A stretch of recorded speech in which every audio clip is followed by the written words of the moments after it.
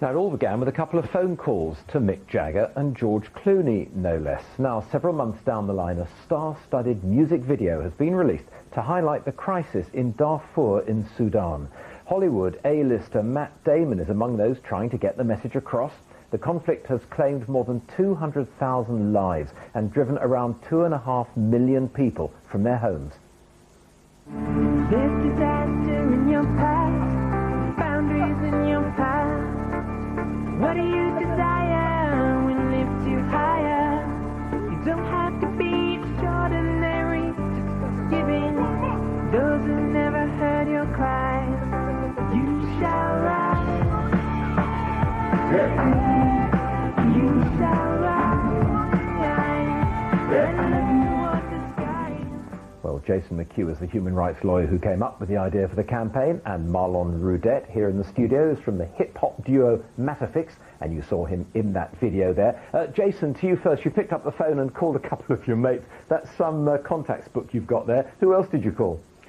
Part of the problem was I didn't have a clue how to make a pop song, so I decided to ring those who did, and that was Mark Knopfler and Mick Jagger. And they gave suggestions on what I needed, which was talent, and that led on to Marlon. What sort of difference do you think celebrities can make? Do you think people might not be a little bit cynical about celebrities getting involved in something like this? I think there is a disease that's creeping in here, but you've got to remember, democratic governments can't work in a vacuum. They have to hear the people to act. And songs like this, initiatives by celebrity and those who have help fill that void. And it's because of a song like this, not only do you get the message to government, but you send some money which goes to the relief organisations out there, and also you get a great song. Okay, Marlon, we saw you there making that video in a refugee camp. What a contrast of lifestyles, you making a pop video among refugees. Yeah, well, it was difficult not to feel, incongruous in that setting, in a music video. But, I think we had progress in mind when we wanted to, raise awareness through the music. And definitely amazing experience to put faces and places to the facts and figures that we already knew. Tell us about these people we're seeing now. Yeah, amazing. I mean, this is in one of the ID camps in eastern Chad on the border with Darfur. We also shot in the refugee camps, and incredible. What we wanted to do was kind of show the strength of human spirit of the people. I mean, a lesser group of people might have crumbled under the immense stress that these folks are What did it do to you to go to a place like that and to meet people like that? To be honest, I came back a changed man. I was in the struggle before, but just to see on the ground for myself what they're having to put up with. Did they appreciate what you were doing? I think so. At first they were a little bit like, who are these people and why are they here? But as they started hearing the song as we were playing it, and we started to interact a little bit more, and by the time we left we had little kids singing along with the chorus, and it was a fantastic experience for me. Okay, Jason, what is your aim? What do you want to happen as a result of this? Is it the United Nations that you are aiming to get involved? What are you aiming for?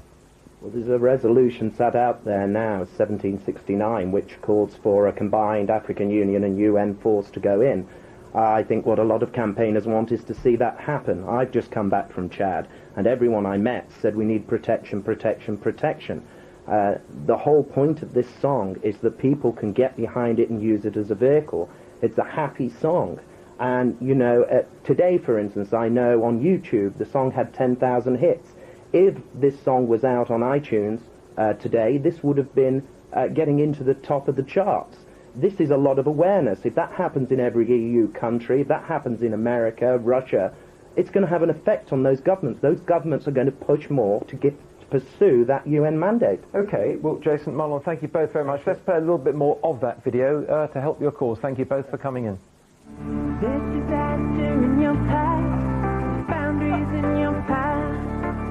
What do you desire when lifts you higher? You don't have to be extraordinary, just giving those who never heard your cries. You shall rise. Well, from those doing their bit to help people far away to those doing something equally inspiring closer to home. Caring for seriously ill children is the subject of this week's Your News. Lily Wallace died in her mother's arms last Christmas Eve. She was just 5 years old and was being looked after